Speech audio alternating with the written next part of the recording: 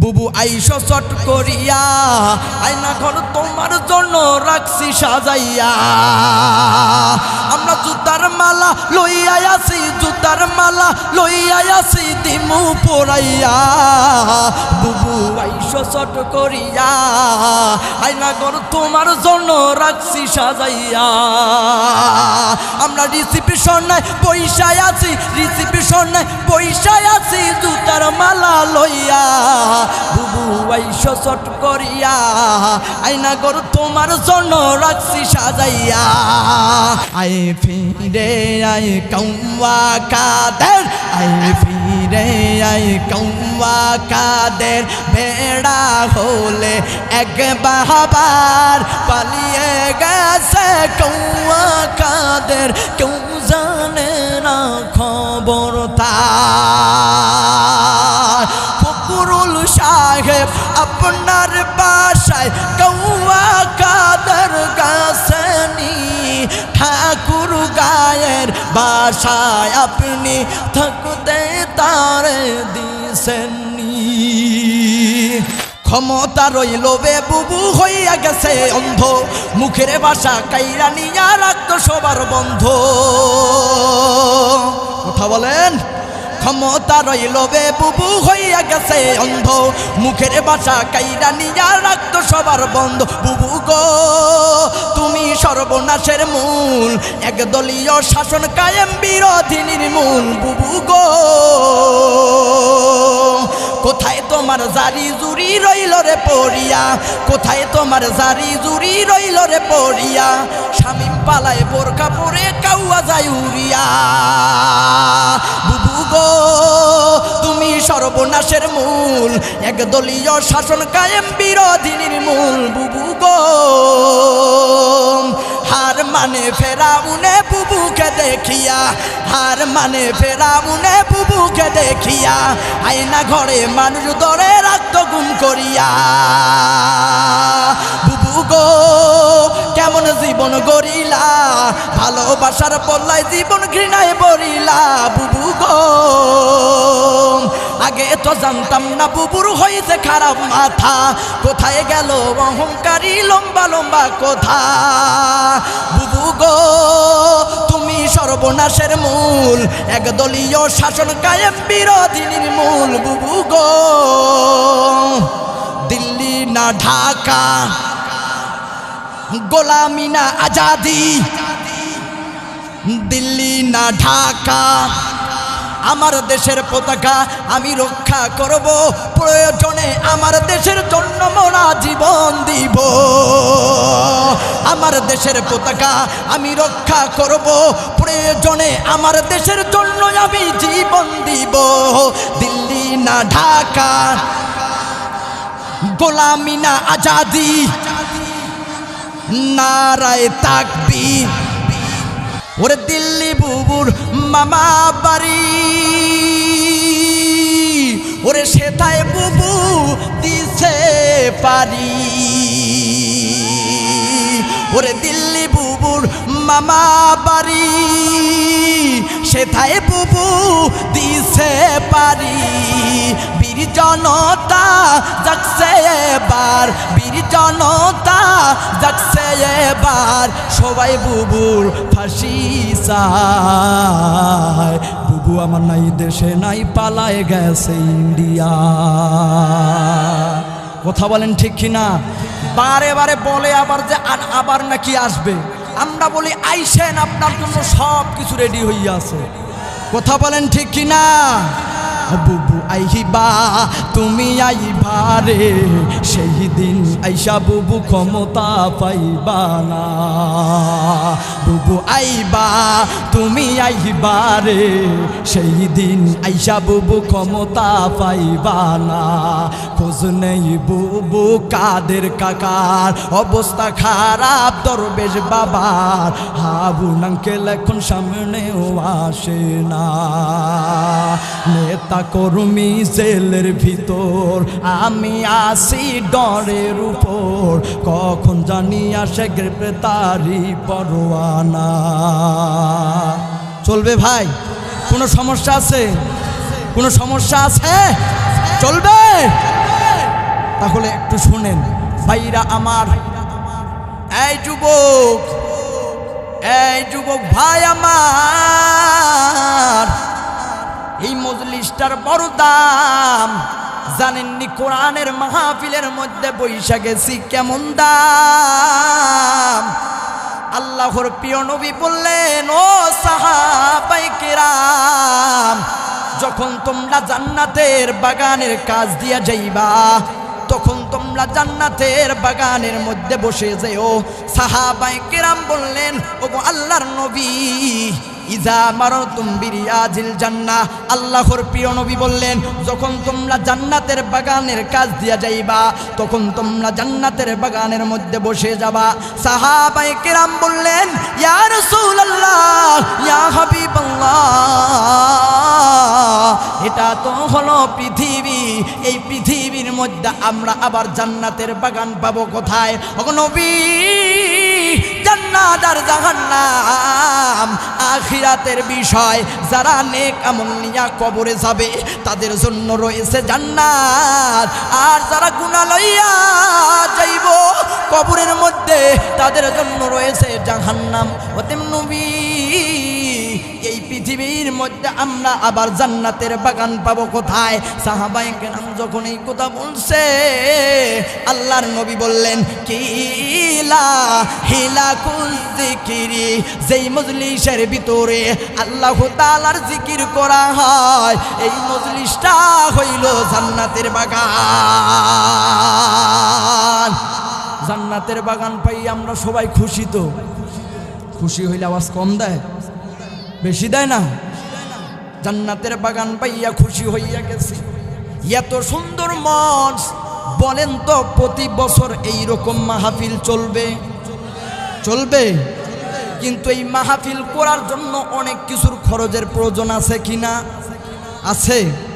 দেখেন তো, এই মাহফিলের মধ্যে আমরা আজকে আসছি, মাহফিলের মধ্যে আসলাম, এই মাহফিলটা এমন হইতে পারে আপনার আমার নাজাতের উসিলা হইতে পারে। কথা বলেন ঠিক কিনা? জানেননি আজকে যেই রকম ভাবে আমরা এই রকম ভাবে বসে গেছি, জান্নাতের মধ্যেও আল্লাহ রব্বুল আলামিন এই রকম ভাবে একটা কোরআনের মাহফিল করবে। আল্লাহ রব্বুল আলামিন যখন জান্নাতের মধ্যে কোরআনের মাহফিল করবেন, আজকে যেই রকম ভাবে আমাদের সভাপতি সাহেব বসে আছেন, সভাপতি সাহেব সভাপতির আসনে বৈশা আছেন, কাল কিয়ামতের ময়দানে আল্লাহ রব্বুল আলামিন নিজেই সভাপতির আসনে বৈশা যাবে। আজকে যেই রকম ভাবে প্রধান বক্তা থাকে, দ্বিতীয় বক্তা থাকে, বিশেষ বক্তা থাকে, আল্লাহ রব্বুল আলামিন কিয়ামতের ময়দানের মাহফিলটার মধ্যেও প্রধান বক্তা রাখবেন, দ্বিতীয় বক্তা রাখবেন, বিশেষ বক্তা রাখবেন, পরিচালক রাখবেন। আল্লাহ রব্বুল আলামিন এবার সর্বপ্রথম হযরত দাউদ আলাইহিস সালামকে বলবেন, এরে দাউদ, তোর না কণ্ঠটা অনেক সুন্দর ছিল, দুনিয়াতে যখন তুই কোরআনুল দুনিয়াতে যখন তুই তোর কিতাব পাঠ করতি, তখন পাখিগুলো তো দাঁড়াইয়া যাইতো। আরে দাউদ, আজকে একটু তেলাওয়াত করো, কোরআনুল কারীম তেলাওয়াত করো। যখন দাউদ আলাইহিস সালাম তেলাওয়াত করা শুরু করে দিবে, তো মা আনজালনা আলাইকাল কুরআনা লিতাশকা, যখন দাউদ আলাইহিস সালাম কুরআনুল কারীম তেলাওয়াত করা শুরু করে দিবে, জান্নাতি মানুষেরা বেহুশ হইয়া পড়ে যাবে, আর কেউ কেউ ডাক দিয়ে বলবে, মালিক আল্লাহ, দাউদের তেলাওয়াত বন্ধ কইরেন না, দাউদের তেলাওয়াত বন্ধ কইরেন না, ও মালিক, এ কেমন কণ্ঠ, এ কেমন মায়াবী সুর, বন্ধ কইরেন না। আল্লাহ তাআলা বলবেন, এটা তো কেবল হইল বিশেষ বক্তার গুণ, কেবল হইল বিশেষ বক্তা, কেবল শুরু করেছে তেলাওয়াত, তাতেও যদি তোমরা এই পরিমাণ পাগল হইয়া যাও, এবার আল্লাহ তাআলা বলবে, ওগো নবীজি, আপনার উপরে আমরা তো কোরআনুল কারীম, আমি তো কোরআনুল কারীম নাজিল করেছি। নবী গো আপনার উপরে তো আমি এই কোরআনুল কারীম নাজিল করেছি। ওগো নবীজি, যেই কোরআনের কারণে আপনি তায়েফের ময়দানে মাইর খাইছেন, যেই কোরআনের কারণে মানুষেরা পাগল পাগল বলেছে, ওগো নবী আমার বন্ধু, আপনার কণ্ঠে একবার আমরা তেলাওয়াত শুনতে চাই। যখন বলবে আল্লাহ তাআলা, এবার আল্লাহ তাআলার আদেশ করবে আপনার আমার মায়ার নবী তেলাওয়াত শুরু করে দিবেন। ইয়াসিন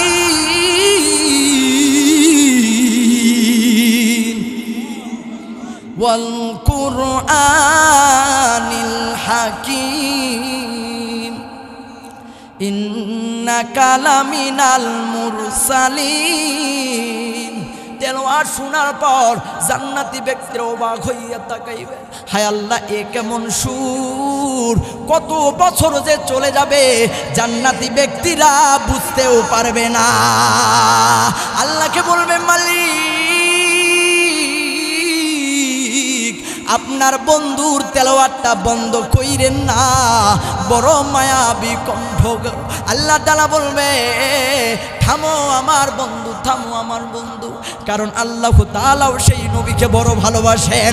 রহমাতুল লিল আলামিন নবী কোরআনে প্রমাণ, আশিক বিনে কে বুঝিবে আমার দয়াল নবীর শান, উম্মত বিনে কে বুঝিবে আমার দয়াল নবীর শান। সবাই রহমাতুল লিল আলামিন নবী কোরআনে প্রমাণ, উম্মত বিনে কে বুঝিবে আমার দয়াল নবীর শান, আশিক বিনে কে বুঝিবে আমার দয়াল নবীর শান। নবী আমার মদিনারি বুলবুল,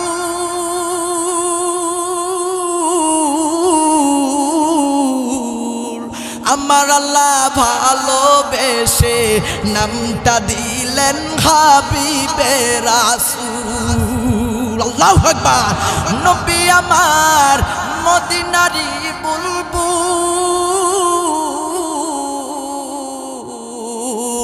আমার আল্লাহ প্রেম করিয়া নামটা দিলেন হাবিবে রাসূল। ওই নবীকে ভুল বুঝিলে থাকবে না ঈমান, আশিক বিনে কে বুঝিবে আমার দয়াল নবীর শান। আল্লাহ রব্বুল আলামিন এবার তেনার বন্ধুর কণ্ঠটা বলবেন, বন্ধু আমার একটু থামো, তোমার তেলাওয়াতটা বন্ধ করো। এবার জান্নাতি ব্যক্তিদেরকে বলবে, এই জান্নাতি ব্যক্তিরা যারা আজকে আমার সামিয়ানার নিচে বসে গেছো রে, বলো তো যেই আল্লাহ তাআলা আমি কণ্ঠটা দিছি, যেই আল্লাহ তাআলা আমি কণ্ঠটাকে সৃষ্টি করেছি, বলো তো দেখি ওই আল্লাহ তাআলার কণ্ঠে তোমরা তেলাওয়াত শুনতে চাও কিনা? জান্নাতি ব্যক্তিরা বলবে মালিক আপনি তো হইলেন মহান রব, আপনার কণ্ঠে আমরা তেলাওয়াত শুনতে চাই। ওই দিন আল্লাহ রাব্বুল আলামিন পবিত্র কোরআনুল কারীম তেলাওয়াত করবে, আর রহমান এইরকম ভাবে শুরু করবেন না, ওই দিন আল্লাহ তাআলা ভিন্ন রকম ভাবে তেলাওয়াত করবে, আনার রহমান,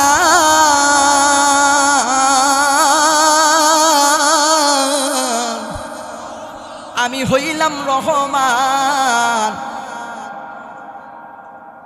আল্লাহ তাআলা এমন কণ্ঠে যখন সুন্দর করে তেলাওয়াত করে, মানুষগুলো পাগল পারা হইয়া যাবে রে। আহারে মানুষগুলো পাগলের মতো যখন তেলাওয়াত শুনবে, এমনি সময় আল্লাহ তাআলা বলবে, ও জান্নাতি ফেরেশতা, ও জান্নাতের আমার বান্দারা, বলো তো তোমাদের আরো কোনো আশা আছে নাকি, কোনো আশা আকাঙ্ক্ষা আছে নাকি? জান্নাতি ব্যক্তিরা বলবে, মালিক গো, আমরা যা চাইনি তার চেয়েও ডাবল দিয়েছেন, তার চেয়েও বেশি দিয়েছেন। ও মালিক, আপনার কিছু চাই না, আপনার কাছে কিছু চাই না। হে মালিক, আপনার কাছে কিছু চাই না। তবে মালিক, আমরা জানি না, তবে আমাদের মসজিদের ইমাম সাহেব জানবে আমরা আপনার কাছে আরো কি চাবো। এবার মসজিদের ইমাম সাহেবের কাছে যাবে, হুজুরের কাছে যাইবে, যার পর বলবে, ও হুজুর, বলেন তো আমরা আল্লাহর কাছে আরো কি চাবো? জান্নাতের মধ্যে যা আমরা চাওয়ার আশা ছিল না, যা পাওয়ার আশা ছিল না, তার চেয়ে দ্বিগুণ দিয়ে দিয়েছে। বলেন তো আজকে জান্নাতের মধ্যে কি চাবো? মালিকের সাথে আমরা আর কি আমাদের ভালোবাসা জোগাবো? এমন সময় পরামর্শ হবে, যাও যাও, যেই মালিককে না দেখা তোমরা ইবাদত করেছো, ঠান্ডার দিনে মালিককে না দেখা উজু করেছো, ওই মালিকের চেহারাটা দেখতে চাও। এমন সময় আল্লাহ তাআলা বান্দাকে দেখার জন্য নিজের নূরের পর্দা উঠাইয়া বান্দার সামনে সরাসরি দেখা দিয়ে দিবে। হুরো গিলমান জিতনি নিয়ামত হায়, সবসে বেহতর তেরি दीदार हाय। হুরো গিলমান जितनी नियामत हाय, सबसे बेहतर नियामत तेरी दीदार हाय। जन्नतो दो जुक से या रब क्या करूं, आरज़ू है मैं तुझे देखा करूं। जन्नते जयाओ যদি মাশুকেরে না পাই আমি, বেহেশতের আনন্দ আমায় মনে লাগবে না। কোথায় গিয়ে পাইব বলো মালিক রব্বানা, দোজখে যাইয়াও যদি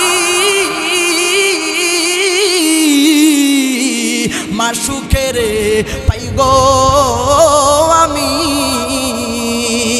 দোজখের আগুন আমার মনে লাগবে না। কোথায় গিয়া পাইব বলো মালিক রব্বানা। আমি জননী তুমি হারণী, দাদার কাছে গেছো এটাই জানি। এই আওয়াজে হয় ভাই, আমার ভাষা বোঝা যাইতেছে। সেই পঞ্চগড় 550 কিলোমিটার দূরে আছে, ইতিহাস হয়ে থাকবে। একই মাঠে দুইবার ওয়াজ হইতেছে। তারপরও আমার যুবক ভাইরা আছে, কথা বলেন ঠিক কিনা? আমি জননী তুমি হারণী, দাদার কাছে গেছো এটাই জানি, দাদার কাছে গেছো এটাই জানি। দেশটাকে চুষে খেলে 16টি বছর, প্রকৃত দেশ প্রেমিক পাইনতি তো। দেশটাকে চুষে খেলে 16টি বছর, প্রকৃত দেশ প্রেমিক পাইনি তো তোর। তুমি তো ছিলে শয়তানের নানি, তুমি তো ছিলে শয়তানের নানি, দাদার কাছে গেছো এটাই জানি।